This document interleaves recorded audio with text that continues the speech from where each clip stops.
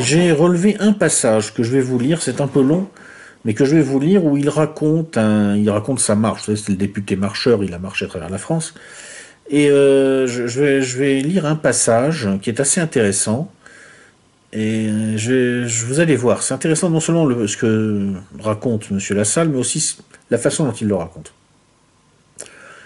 Un autre jour, dit-il, je traverse une de ces sorties de ville qui conduit vers une zone plus difficile, c'est-à-dire une banlieue. Durant un bon moment, des quartiers classiques avec commerce et bistrot, puis ces derniers se font plus rares, le décor change, je fais une halte dans l'un des ultimes cafés. Le patron s'évertue à me dissuader.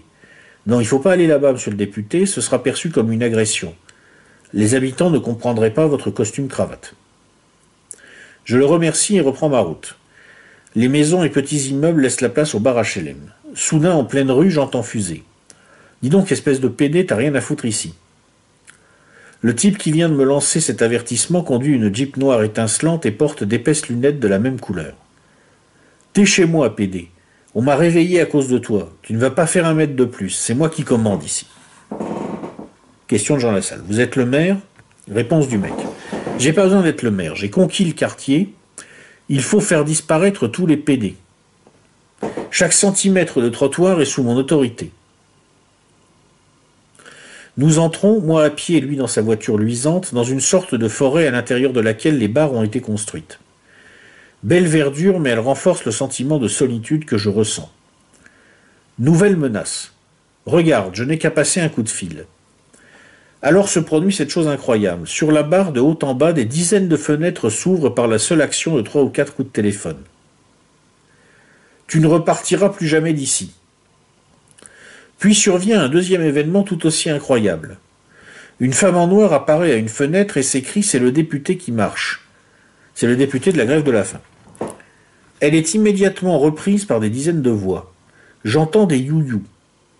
Des femmes agitent de petits chiffons blancs. Tout est allé si vite. De leurs fenêtres, les gens m'interpellent et me demandent un autographe. Ils ont bien sûr repéré la Jeep, mais cela ne change rien. Le type passe un nouveau coup de fil à destination de la barre suivante. Toutes les fenêtres s'ouvrent. En entendant les exclamations joyeuses de la barre précédente, la contagion est immédiate. Le type tape de rage sur son volant. En fin de compte, je me ferai un chemin jusqu'au bar du centre. J'entre saluer le patron, une armoire à glace, un ancien joueur de rugby. Nous parlons un peu ballon ovale. Soudain, l'homme me paraît nerveux. Au moment où je passe commande, retentit une voix connue. « Eh, dis donc, pédé, espèce de dégonflé, si tu m'avais fait ce que je t'ai fait, je me serais vengé. » Le patron change de couleur. Sa femme aussi. Il fait le tour du comptoir et me dit « Ça, monsieur le député, vous n'auriez pas dû le faire. Amenez ce type ici. » Attendez, c'est pas fini. Je comprends qu'un gros problème est en train de surgir. En effet, le patron ouvre vivement une armoire, en sort un fusil mitrailleur, je pense que c'est une calache, il place un chargeur. Sa femme. Surtout aujourd'hui, ne le rate pas. Pendant ce temps, à l'extérieur, l'homme à la Jeep. Espèce de pédé, je t'attends. Je ne perds pas le patron des yeux. Il veut manifestement en finir au plus vite, mais le chargeur ne s'enclenche pas bien. Soudain, je perçois que sa main tremble. Je lui arrache l'arme. Le patron tremble de tous ses membres. Le type dehors continue. Tu te fais baiser par un con de député, t'as pas de couilles. Intervient alors un policier à la retraite, client du bar. Il prend l'arme, retire le chargeur très lentement et parle au patron. Ça ne fera pas remarcher ton fils. Et il me dit, vous ne pouviez pas savoir, leur fils avait repris le café avec un de ses frères pour que les parents prennent leur retraite. Mais un soir, le type à la Jeep et ses sbires sont venus et ont tout détruit. Son fils est maintenant dans un fauteuil roulant. Je regarde le cafetier et son épouse. Lui est livide. Ouvrez les guillemets, ce n'est que partie remise. J'ai un autre fils policier. Tous les membres de la famille ont fait le serment de le descendre. Je suppose qu'il parle du mec en Jeep noir. Je sors. L'inconnu est toujours là. Je lui indique qu'il n'est peut-être pas utile qu'il reste plus longtemps. Ouvrez les guillemets. Tu comprends pas, il faut foutre ce monde en l'air. Je veux baiser ce monde d'enculés. Et c'est ce que je fais tous les soirs. Qu'est-ce que tu sais de moi? Il t'a raconté ce que j'ai fait à son fils. S'il m'avait fait ça, tu crois que je resterais là sans rien faire? Réponse de Jean Lassalle. Vous vous trompez, c'est un grand monsieur, et je vous souhaite d'être un jour aussi grand que lui. Je lui tends la déclaration que je remets à tous les interlocuteurs de la marche avec mon numéro de téléphone portable. À ma grande surprise, il la prend. Qu'est-ce que vous voulez dire quand on vous décrit un truc pareil?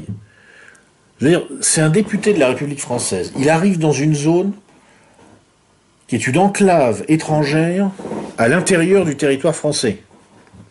Il est pris à partie par un mec qui est de toute évidence un délinquant, probablement trafiquant de drogue, qui tient plus ou moins, entre guillemets, le quartier.